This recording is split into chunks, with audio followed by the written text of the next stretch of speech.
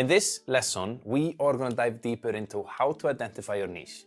I mean, what is a niche really? We're going to answer that question, and I developed some strategies that work for me that I'm going to share to you on how to come up with ideas and, all that good stuff. So, start on the, beginning of what I said. What is a niche? If you Google what is a niche, this is one of the options that came up that I thought was pretty fitting for this course, and it reads like this. Your effectiveness on social media is largely determined by your ability to locate your audience and then tailor your communication to fit their needs. What does this mean? Basically, when you are identifying and finding your niche, you're creating content around a specific subject. For instance, me, photography and filmmaking. So I'm creating content around photography and filmmaking. It can be in the form of tutorials or me going out shooting. And what happens when I'm pushing out this content is that like-minded people that like this too, they find the content and then they start to vibe with me. You understand what I'm saying? And no matter what hobby you have, it can be like the strangest hobby on earth, and you might think to yourself, nobody likes this. There are 8 billion people at the moment, my friend, so there is definitely some other weirdo out there that also likes the thing that you like, no matter what it is. So this is how I think about what is a niche, that you're basically creating a community around something that interests you. One thing I want to say before we go into the next part 2 is that I think it's important that when you pick your niche is that you pick something that you enjoy, something that you like creating content about. If you like creating content around it, it makes it so easy. Also, you might know a lot of things about this specific subject because you like doing it. It's your hobby. So don't just pick a niche because it's trending at the moment. Pick something that you're truly passionate about, and then your passion will shine through. Isn't this beautiful? It will shine through, and people that are watching will notice. Now that we know all this and you've found your niche, how do you find your target audience?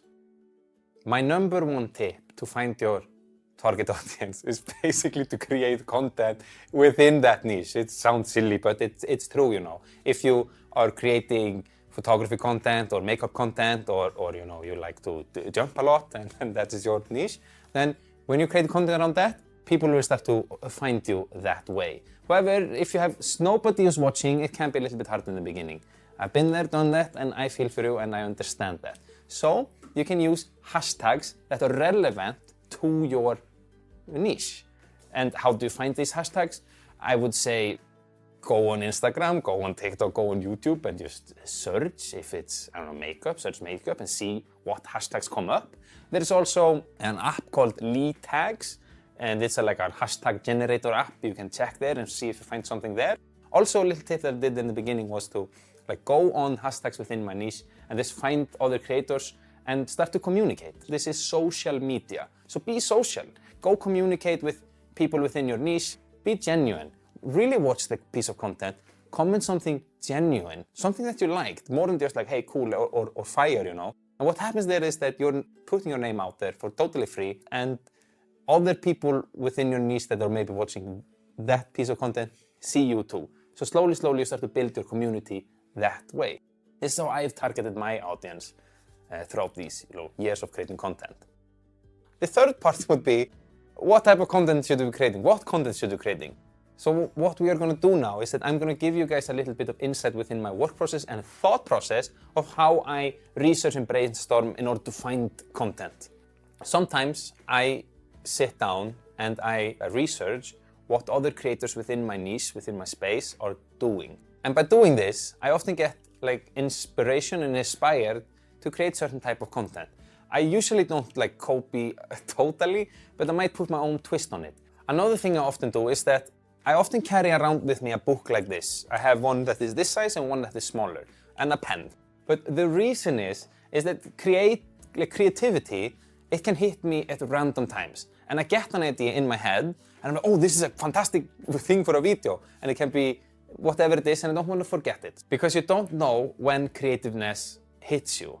So yeah, that's basically what I do. I research my content, I write down, I go on social media, I look. So for instance, what am I talking about here? Let's just come up with 2 ideas for videos. One that we're going to create with a mobile phone, and one that we create with Premiere Pro, and we use the camera and then the editing software. So for mobile phone, I often do videos that are like this tutorial based. a lot of my content is teaching. That's a whole lot of my content online.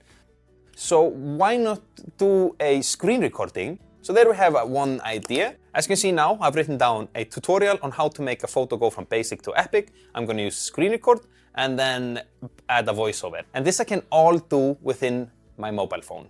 For example, when I was walking to the studio this morning, it was raining a little bit. There might still be some puddles on the street.